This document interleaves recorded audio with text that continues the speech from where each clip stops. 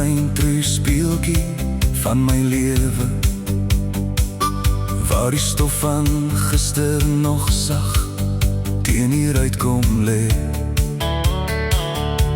Dis daar waar ek sien hoe my voete gestruikel het, hoe ek geval het, maar ook hoe ek weer opgestaan het. Want niemand leer lesse uit môre se onbekende nie. Die wysheid lê in die merke wat reeds op my hart geskryf is. So ek kyk terug, nie om vas te steek nie, maar om te onthou wat my gevorm het.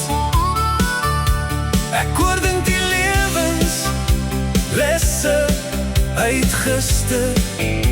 Die toekoms is 'n hoop, 'n sagte verwagting, die plek waar ek die lesse van gister kan toepas. Ek sien die dae waar swaar kry my asem gesteel het, waar ek gewonder het of lig ooit weer deur die wolke breek. Maar elke traan het my oë sagter laat kyk, my siel skoon gewas. Elke fout het my hande wyser gemaak. Want die pad vorentoe word nie gebou uit drome alleen nie. Dit word gebou uit die stene waaroor ek moes loop. Elke lewensles wat ek in my hart bewaar.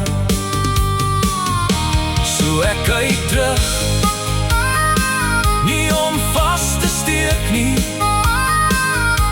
maar om te onthou wat my gevorm het.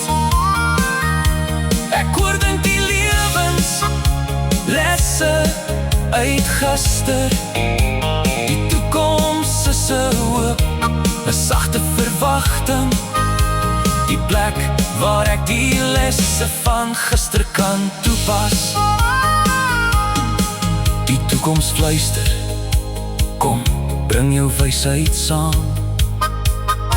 En gister antwoord, ek het jou sterk gemaak. Tussen die twee stemme vind ek my ritme, 'n hart wat weet waarheen dit gaan, omdat het weet waar vandaan dit kom. So ek kyk terug, maar ek stap vorentoe, met oë wat sagter kyk en 'n hart wat lewenslesse dra. Die toekoms is 'n hoop, 'n sagte verwagting, 'n plek waar ek die lesse van gister kan toepas. Nie net onthou nie,